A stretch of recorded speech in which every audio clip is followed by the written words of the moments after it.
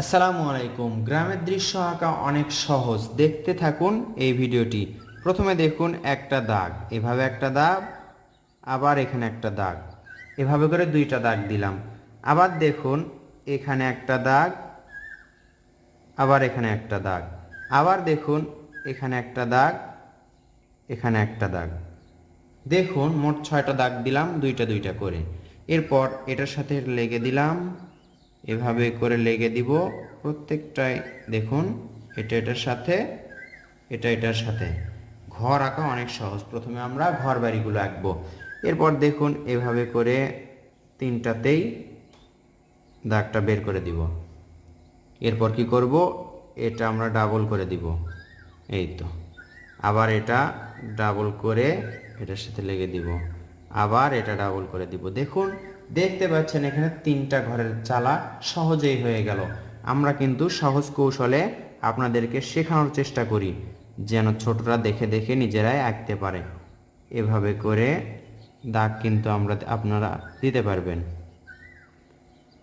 আবার এখান থেকে প্রত্যেকটাতেই তিনটা দাগ হবে, আর সবগুলো একই রকম করে আমরা দাগ দিচ্ছি। কৌশলে দৃশ্য আঁকতে হয়, কৌশলে আঁকলে সবাই আঁকা বুঝতে পারে। তো বন্ধুরা, তিনটা সুন্দর ঘর আঁকলাম।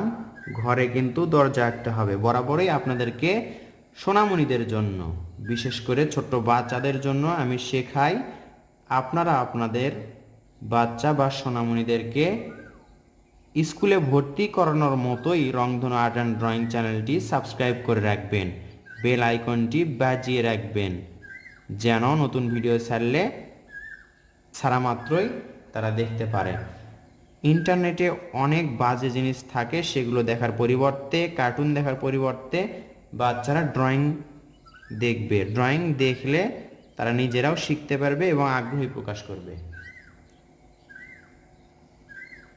দেখতে পাচ্ছেন সুন্দর করে তিনটা সহজ কৌশলে ঘর আঁকলাম। এরপর দেখুন একটা সোজা দাগ, একটা সোজা দাগ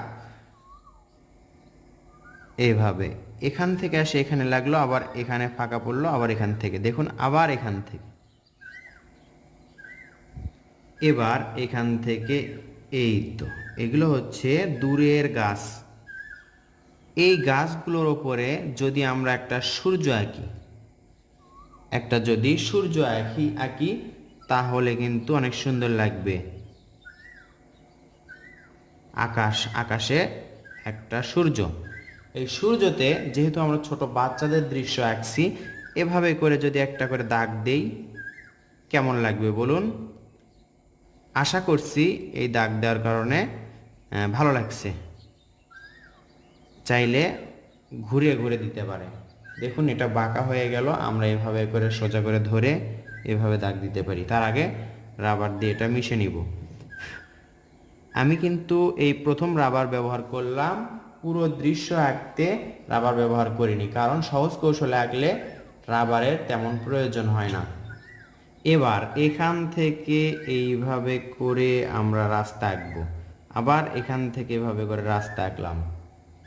আর কিচ্ছু আঁকবো না আমরা, শুধুমাত্র এখানে দেখুন একটু ভাঁজ করে দাগ দিব, এই পর্যন্ত।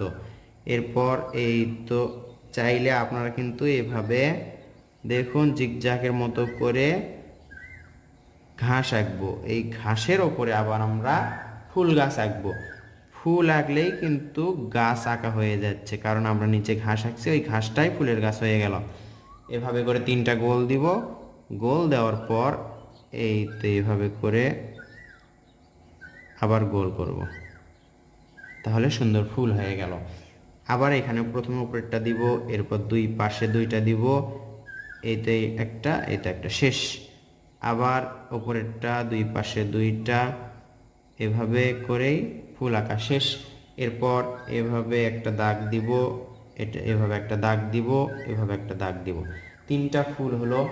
দেখতে পাচ্ছেন সহজ কৌশলে সুন্দর একটা দৃশ্য আঁকলাম। প্রথমে ঘর বাড়ি, এরপর এই দাগ, দূরের গাছপালা, আকাশ, সূর্য, এরপর গাছ এবং ফুল গাছ। ভালো লাগলে লাইক করবেন, শেয়ার করতে ভুলবেন না।